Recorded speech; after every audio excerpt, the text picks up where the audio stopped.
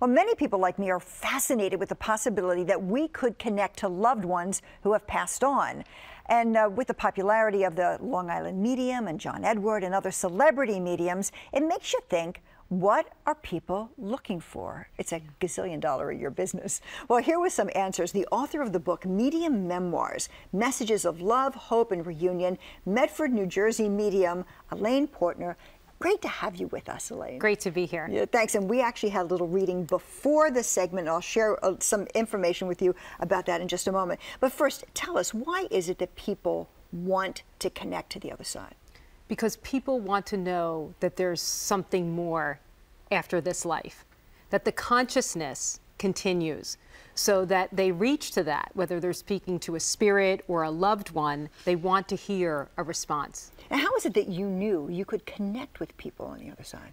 I feel like I always had the metaphysical sense through a lot of different avenues and expressions, but what I realized is I asked the question, how can I serve people better?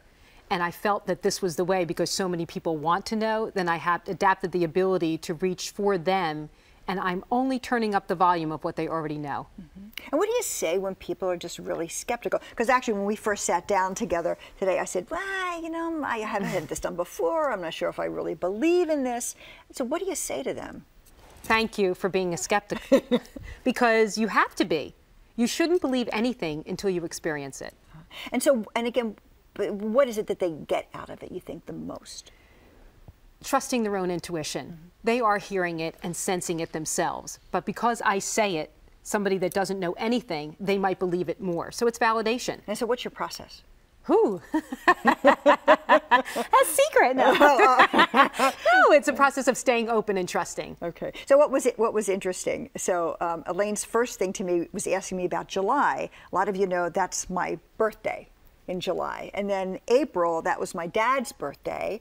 And then November, that's when my dad had passed. So you said we were connecting with my father. Absolutely. I work with confirmations, or else I feel like the skeptic shouldn't believe it. So the confirmations validate the expression and the dialogue that comes through. And so when you do these kinds of things, are people seeking some guidance, or are they seeking a prediction for the future?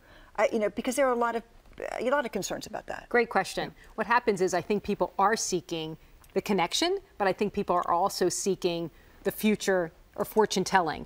I don't deliver the fortune telling. What comes back from spirit is that you have to be here now, because this is the only moment that you have. Mm-hmm. So it's just a reminder that you're trying to get ahead of your life instead of being in it. So that's what the answers are usually. Mm-hmm. And so what did you learn about my dad? Oh, I love him. I love you. Like, I just loved it. It was open. It's a continued relationship because you feel like you still connect to him. I do. And it makes it a lot easier for me to be of service to you if you have that openness, less doubt, and honesty in the validations of what he's saying. Okay.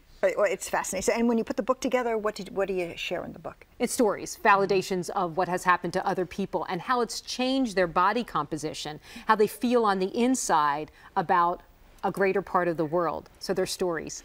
All right, Alaine Portner, thank you very much. Thank you. It was really a pleasure. My pleasure. Having such a great, interesting conversation. So again, Elaine's book is Medium Memoirs. For more, you can go to cbsphilly.com and click on to Talk Philly. We'll be right back.